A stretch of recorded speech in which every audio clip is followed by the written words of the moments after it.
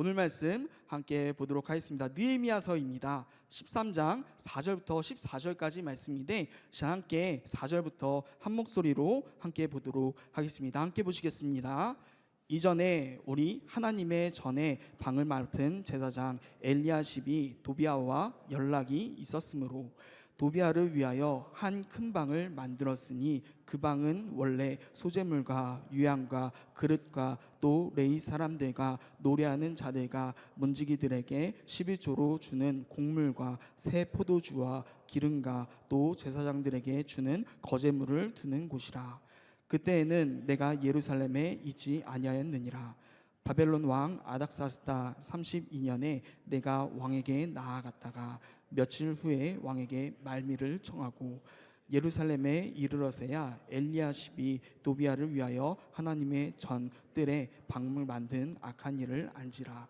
내가 심히 근심하여 도비아의 세간을 방 밖으로 다 내어 던지고 명령하여 그 방을 정결하게 하고 하나님의 전에 그릇과 소재물과 유향을 다시 그리로 들여 놓았노라.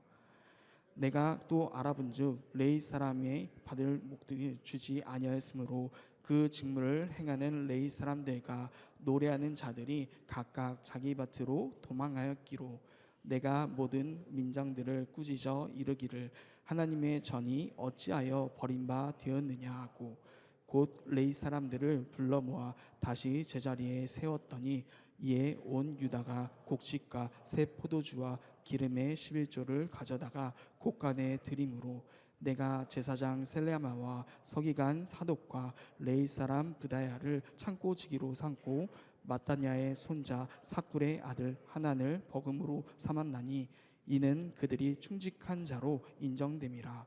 그 직분은 형제들에게 분배하는 일이 있었느니라.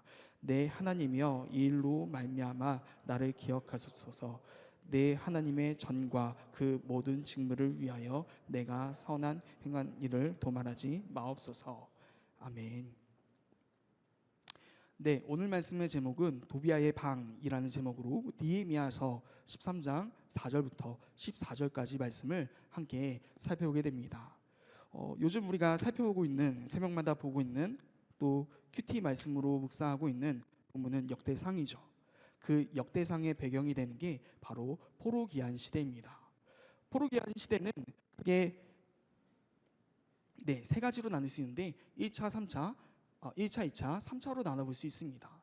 그 중에 이제 1차 기한은 수룹바벨 기한으로서 불리면서 이 당시 때 가장 중요한 것은 성전을 재건하기 위해 기한했다는 것이 가장 중요할 것입니다. 그래서 고레스 친형이 있은 후 몇 년 후에 예루살렘에 도착하여서 성전 재건을 시작하여서 20년 만에 성전을 완공하게 됩니다.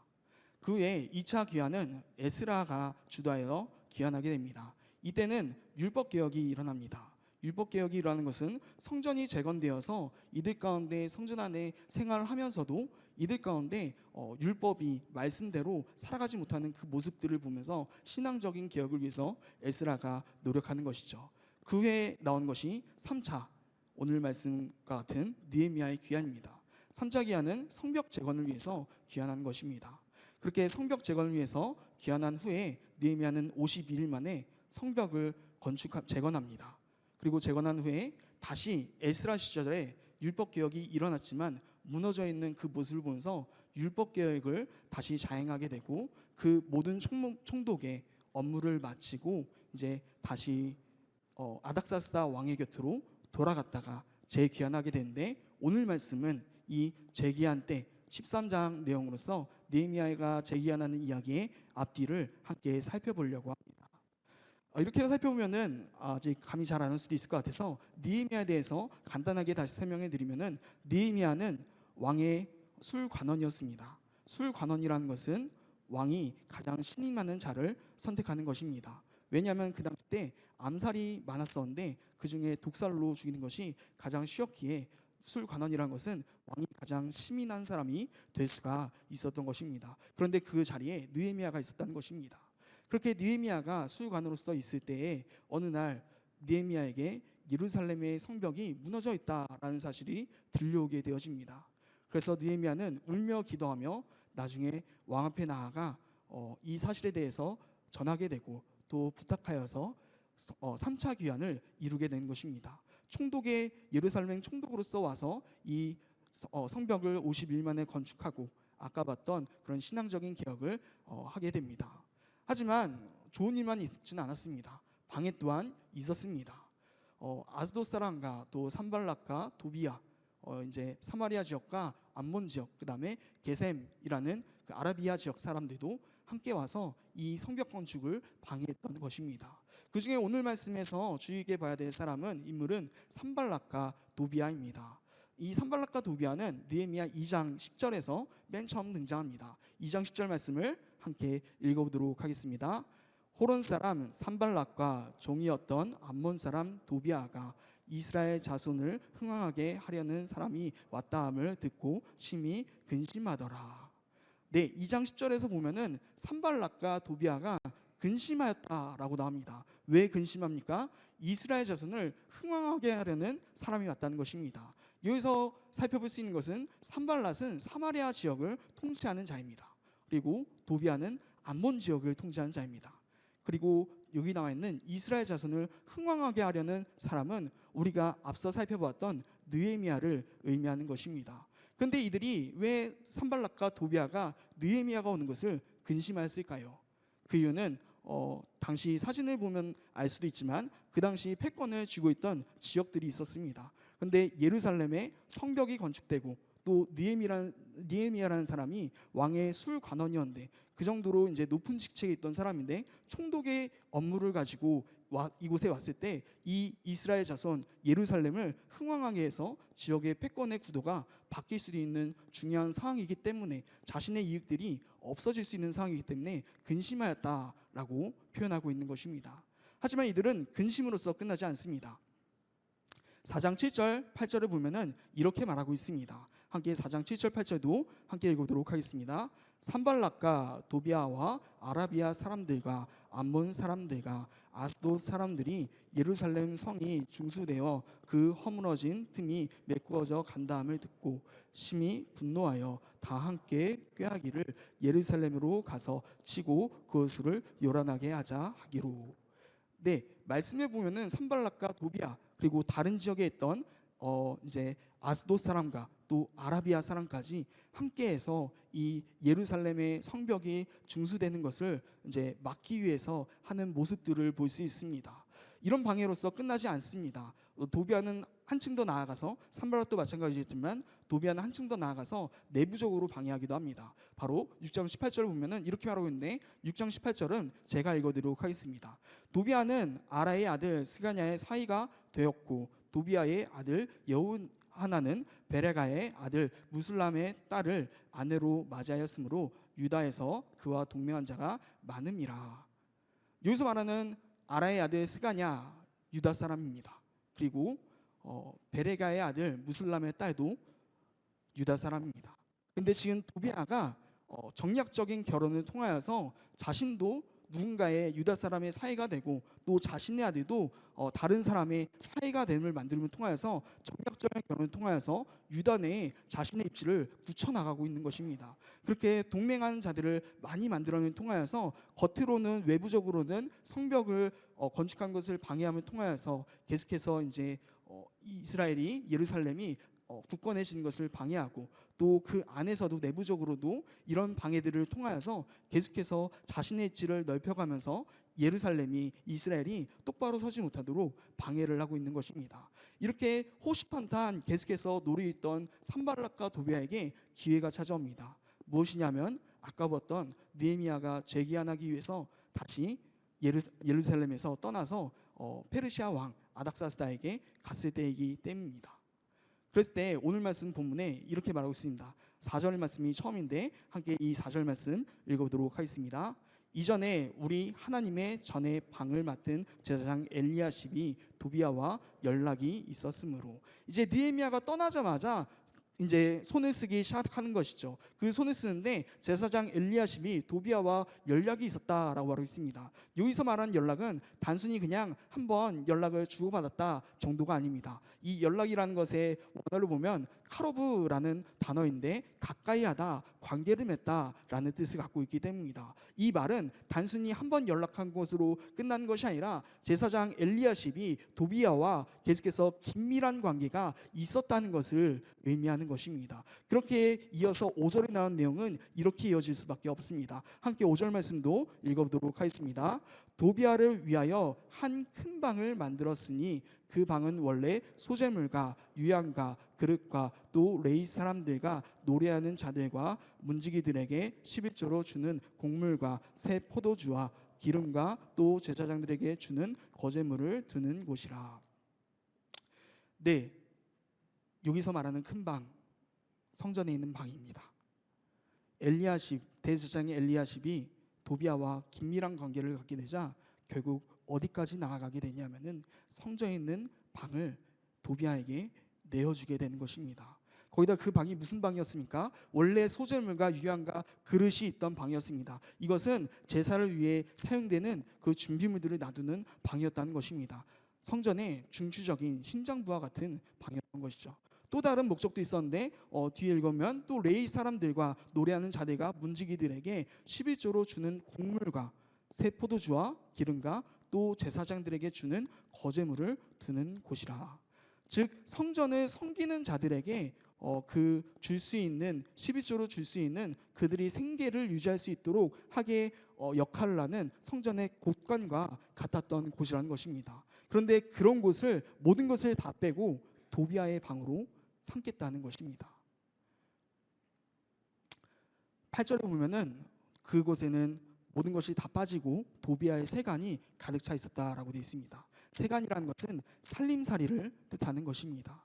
하나님을 위한 성전에 또 제사를 위해 준비되는 준비물과 또 성전을 섬기는 자들에게 주기 위한 것들이 있던 거룩한 것이 도비야를 위한 삿된 목적을 위해 사용되고 또 도비야의 그 세간들 살림살이로서 개인적인 목적으로서 사용되기 시작했다는 것입니다. 이때는 아까 말씀드렸던 대로 느헤미야가 부재했던 때입니다. 이어서 6절과 7절 말씀도 함께 읽어보도록 하겠습니다. 그때에는 내가 예루살렘에 있지 아니하였느니라. 바벨론 왕 아닥사스다 32년에 내가 왕에게 나아갔다가 며칠 후에 왕에게 말미를 청하고 예루살렘에 이르러셔야. 네, 즉 이런 상황이기 때문에 그때에는 그 4절과 5절에 했던 도비야의 방이 생기게 된 원인이 있었던 그때에는 느헤미야가 예루살렘에 있지 않았던 때이기 때문에 이런 일이 일어났음을 말하고 있는 것입니다. 느헤미야서를 보면은 때로는 이처럼 그때에는 또 등등 다른 말을 통하여서 계속해서 화제가 전환되고 과거로 돌아가는 시점으로 나오는 부분들이 많이 나옵니다. 그것은 느헤미야서가 1인칭 시점으로서 쓰여졌기 때문에 느헤미야가 어떤 사건에 대해서 설명하면서 과거를 회상하고 회고하는 내용들이 나오기 때문에 느헤미야서를 읽을 때는 구절을 볼 때 시간 순서대로 되어 있지 않음을 주의하면서 보아야 합니다. 결국엔 이런 때에 느헤미야는 얼마나 걸렸기에 이런 부패된 일이 도비야에게 성전을 내어준 일이 일어났던 것일까요?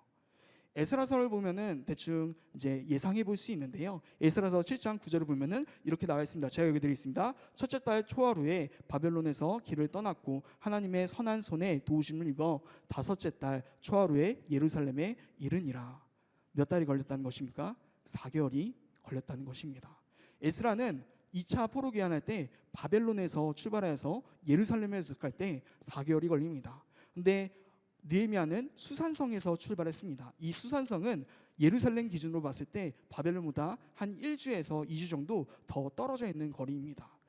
느헤미야가 얼마나 걸렸을까요? 왕복만 해도 8개월, 4개월 이상이 걸리지 않았을까요? 거기다가 이제 느헤미야가 총독의 업무를 마치고 돌아왔기 때문에 왕에게 보고할 의무가 있었습니다. 그렇기 때문에 왕에게 보고를 하고 또 다시 돌아가겠다고 말을 하기 위해서 나아가는 것까지 모든 것을 합한다면은 최소 1년 이상은 걸렸을 것이라고 학자들은 보고 길게 본 학자는 3년 이상으로 본 학자들도 있습니다. 그런 상황 속에서 유대 사람들은 이 느헤미야가 총독의 업무를 마치고 돌아갔기에 또 1년 이상의 최소 1년 이상의 긴 세월이 1개월, 2개월, 3개월 지나면서 느헤미야는 돌아오지 않을 것이다 라는 생각이 마음 가운데 자리 잡게 되었을 것입니다. 그런 상황이기 때문에 이러한 부패가 다시 일어났다는 것입니다. 어떻게 보면 엘리야십의 타협은 현실적인 타협이었습니다. 대제사장이지만 느헤미야가 부재한 상황입니다. 느헤미야는 영적인 리더이기도 했고 또 강력한 리더십을 통하여서 그 백성들을 돌보았던 사람입니다. 또한 강력한 배경도 갖고 있는 사람이었습니다. 왕의 총애를 받는 사람이었습니다. 그런데 그런 사람이 이제 떠나가고 없습니다. 그런데 여전히 자신의 주변에는 산발락과 도비아가 이스라엘 사람들을, 예루살렘을 노리면서 호시탐탐 기회를 노리고 있습니다. 또한 아까 살펴보았듯이 도비아나 산발락도 그런 유대 사람들과 결혼을 통하여서 여러 가지 이제 내부로 침투되어 있는 상황입니다. 그런 사람들의 압박까지 바라본다면 이 엘리야십이 얼마나 이 상황 가운데 두려웠을까요? 그 두려운 상황 가운데 타협하기 시작하는 것입니다. 처음 타협은 그렇게 대단한 타협이 아니었습니다. 그저 하나님 앞에서 도비아의 방, 도비아와 긴밀한 관계가 되었을 뿐이고 그러다 보니 방을 내어줬을 뿐입니다. 그래서 5절에서 도비아에게 방을 내어주는 타협까지 가게 됩니다. 근데 이 5절에서 도비아의 방을 내어줌을 통하여서 10절에 보면은 온전한 11조가 사라지게 됩니다. 그리고 그 온전한 11조가 사라짐을 통하여서 레위 사람들이 견디지 못하고 생계 유지가 되지 않자 떠나가게 되어지는 것입니다.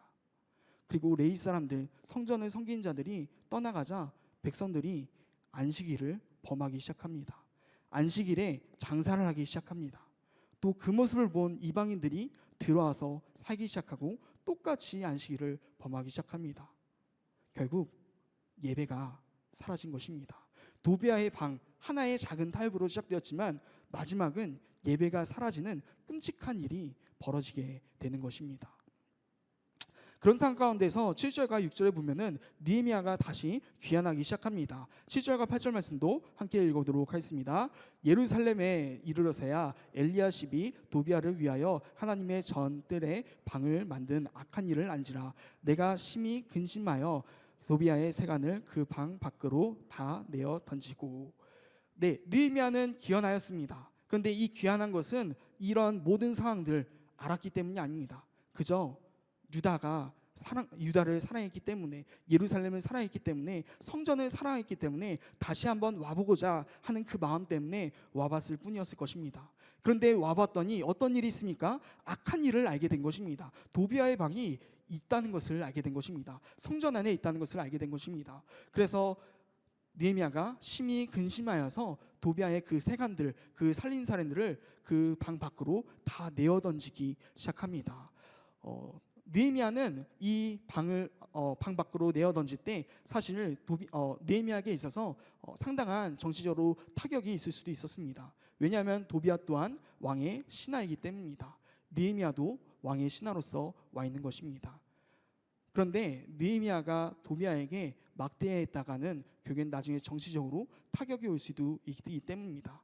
하지만 느헤미야는 그런 것을 걱정하지 않고 거침없이 행합니다. 그 이유는 느헤미야가 왕의 신하로서 세상의 그런 역할을 맡은 자로서 이곳에 있는 것이 아니라 하나님의 역할을 맡은 자로서 믿음으로써 신앙인으로서 와 있기 때문입니다.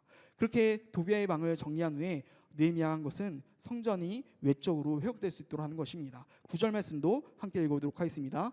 명령하여 그 방을 정결하게 하고 하나님의 전의 그릇과 소재물과 유향을 다시 그리로 들여 놓았느니라.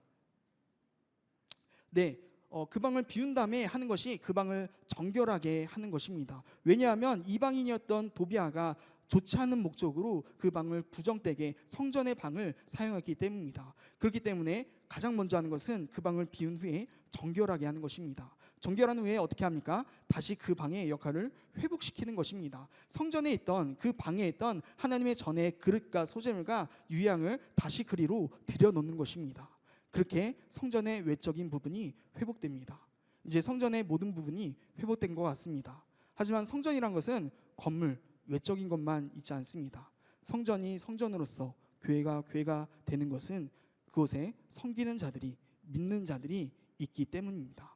그렇게 다음 나올 것은 레인들이 회복되는 것입니다. 10절과 11절 말씀도 함께 읽어보도록 하겠습니다. 내가 또 알아본즉 즉 레이 사람들이 받을 먹을 주지 아니하였으므로 그 직무를 행하는 레이 사람들과 노래하는 자들이 각각 자기 밭으로 도망하였기로 내가 모든 민장을 꾸짖어 이르기를 하나님의 전이 어찌하여 버림바 되었느냐 하고 곧 레이 사람을 불러 모아 다시 제자리에 세웠더니 네, 레이 사람들이 떠나간 것을 알게 되었습니다. 생계 유지를 위해서 어쩔 수 없이 떠난 것을 알게 되고 느헤미야가 가장 먼저 한 것은 민장들을 불러 꾸짖는 것입니다. 여기서 민장이란 것은 백성들의 우두머리들을 의미하는 것입니다. 그들을 꾸짖고 나서 하는 일은 레이 사람들을 다시 불러 모아서 제자리에 세우는 것입니다. 근데 여기서 주의 깊게 보아야 할 것은 세웠다라는 단어입니다. 이 세웠다의 원형을 보면은 공고히 하다라는 뜻을 갖고 있습니다.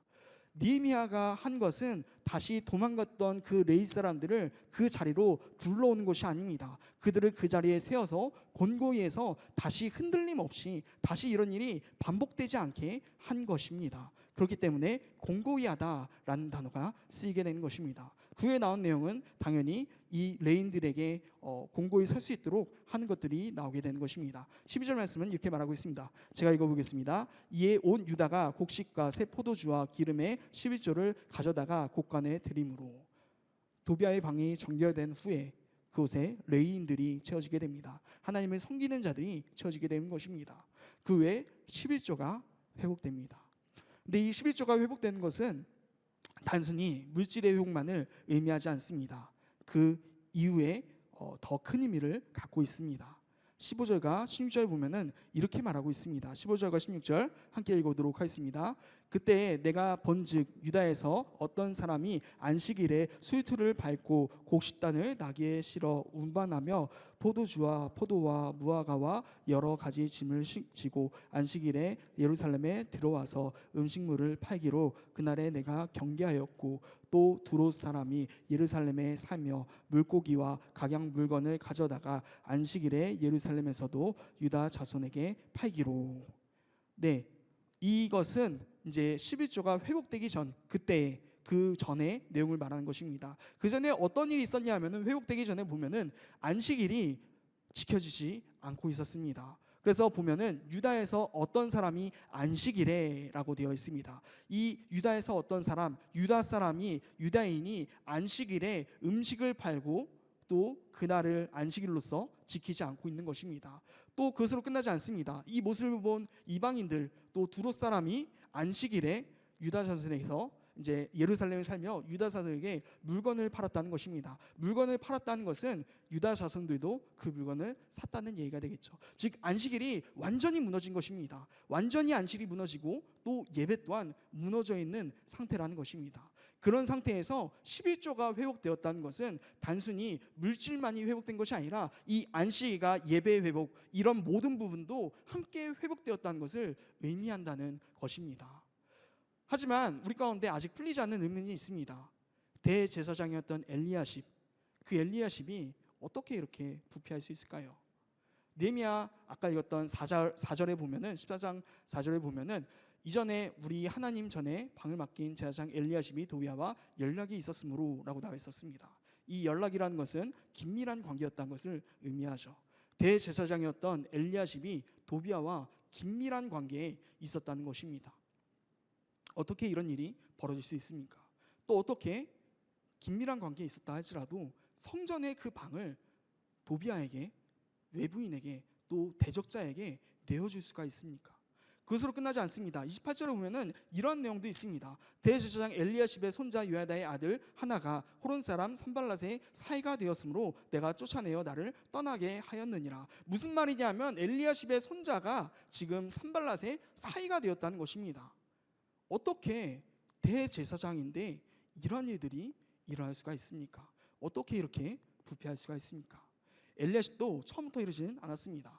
느헤미야 3장을 보면은 3장 1절 보면은 이렇게 말하고 있습니다. 그때 대제사장 엘리야십이 그의 형제 제사장들과 함께 일어나 양문을 건축하여 성별하고 문짝을 달고 또 성벽을 건축하여 한메아 망대에서부터 하나넬 망대까지 성별하였고 결국 성벽 재건에 엘리야십도 힘썼던 자라는 것입니다.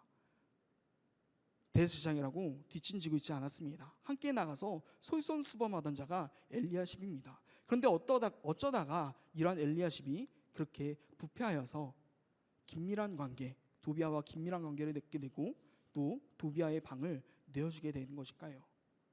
그것은 느헤미야라는 배경에 부재가 있었기 때문입니다. 아까도 살펴봤지만 느헤미야라는 인물은 이 성벽 재건에 있어서 가장 중요한 역할을 감당하였고 또 그들에게 있어서 신앙적인 생활할 수 있는 배경이 되던 자였습니다.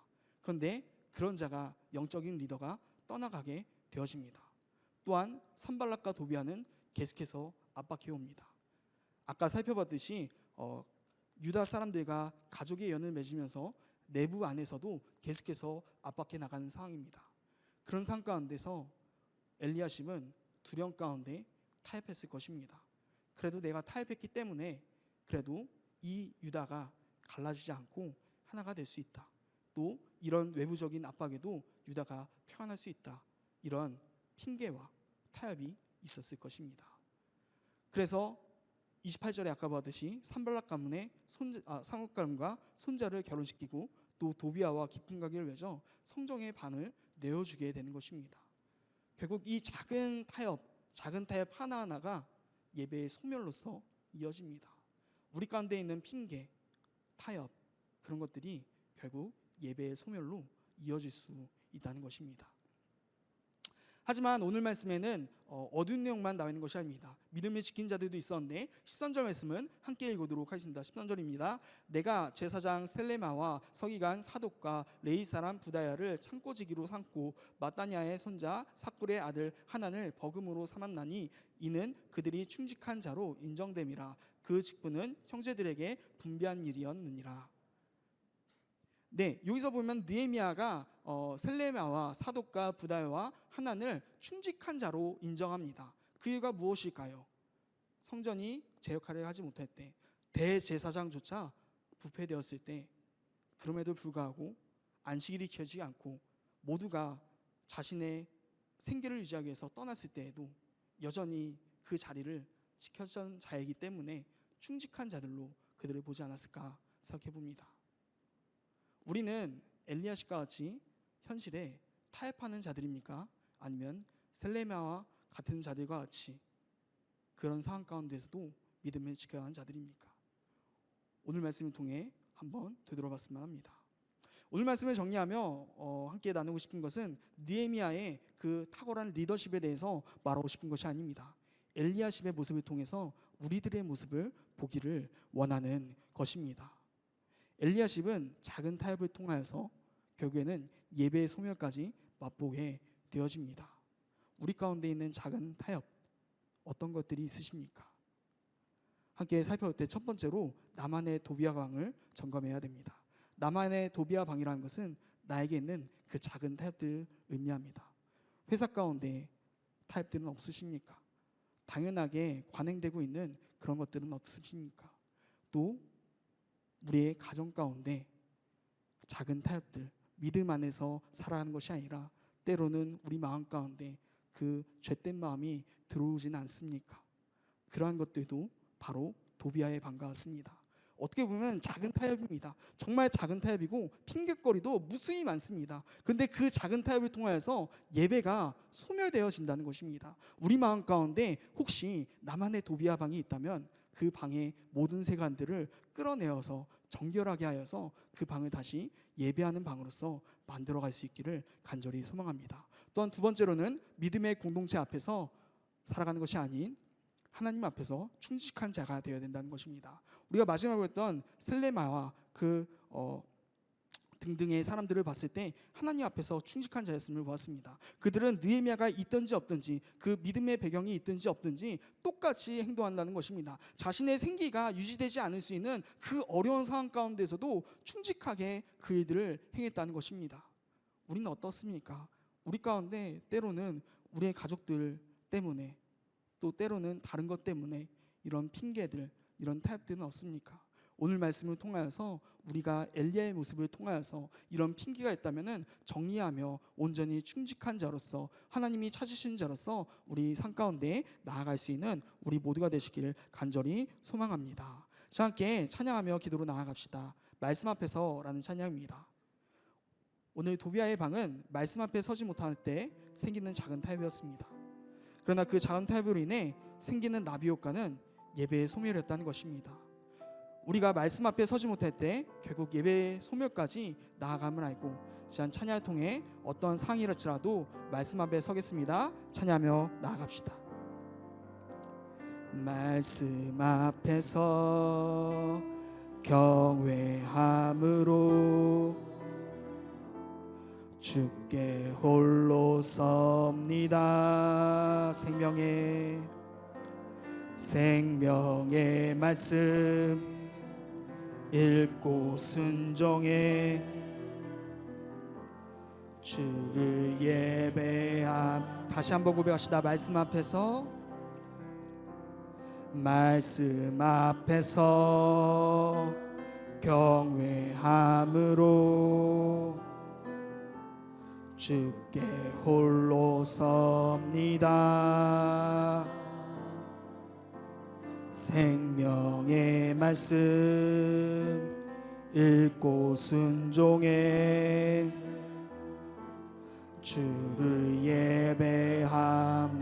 기록된 말씀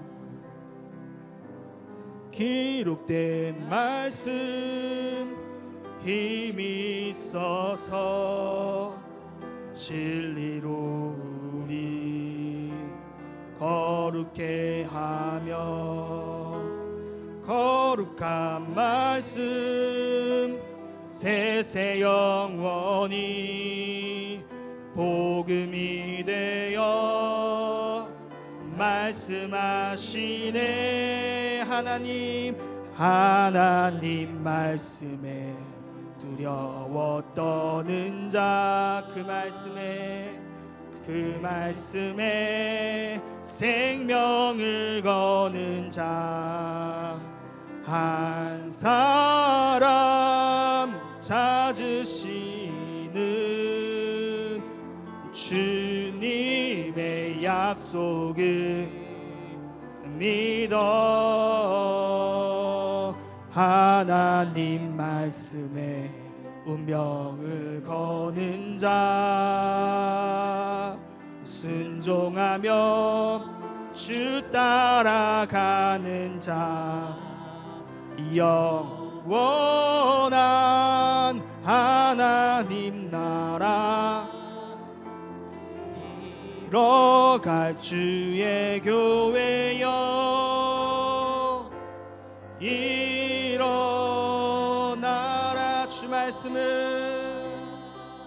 주 말씀은 우리를 구원에 이르는 지혜이니 목숨과 내 뜻 다해 그 말씀에 복종하라.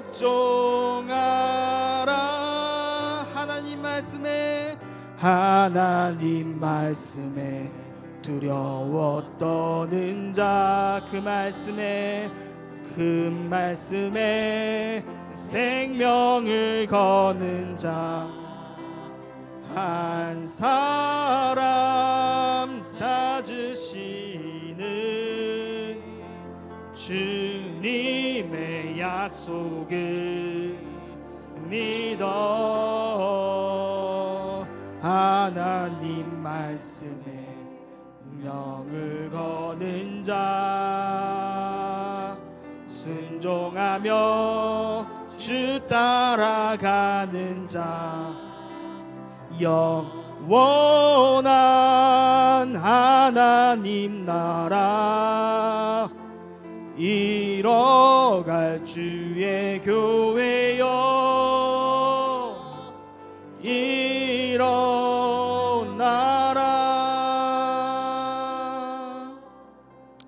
아멘. 시간 함께 기도하며 나아가기로 소망합니다. 첫 번째로 기도하실 때 우리는 정말로 말씀 앞에 선자들입니까? 말씀 앞에 선자들이 모인 곳이 결국 교회이며 그들이 말씀 앞에 서서 하는 모든 행동이 결국 예배라는 것입니다. 시간 함께 기도하며 나아가실 때 주님, 저희가 다른 것을 구하지 않고 시간 온전히 말씀 앞에 서는 것만 구하며 나아가겠습니다. 그럴 때 우리가 교회가 되고, 그럴 때 우리의 모든 것이 예배가 됨을 알고 말씀 앞에 선자들 되게 하여 주시옵소서라고 함께 기도하며 나아가도록 하겠습니다. 기도하시겠습니다. 사랑해 주님 감사합니다. 시간 주 앞에 기도하며 나아갑니다. 주님 온전히 말씀 앞에 서는 자들 되기를 간절히 시간 기도하며 나아갑니다. 주님 함께 하여 주시옵소서. 우리 가운데 온전히 그렇게 함을 통해서 말씀 앞에 선자들이 되어서 온전히 저희들이 모인 것이 교회가 되게 하여 주시옵시고, 온전히 말씀 앞에 서서 하는 모든 행동이 예배가 되게 하심을 통해서 우리가 어디에 있든지 무엇을 하는지 예배하는 삶으로서 나아가며 살아갈 수 있는 자로 인도하여 주옵소서. 우리 가운데 온전히 그렇게 이루어 가실 그 주님을 찬양하며 기도하며 나아가오니 주님 온전히 함께하여 주옵시고, 예배가 됨을 알고 온전히 말씀 앞에 선자들 될 수 있도록 이끌어 주시옵소서. 우리 가운데 함께 하실 믿으며 시간 기도로서 나아갑니다. 주여 함께하여 주옵소서.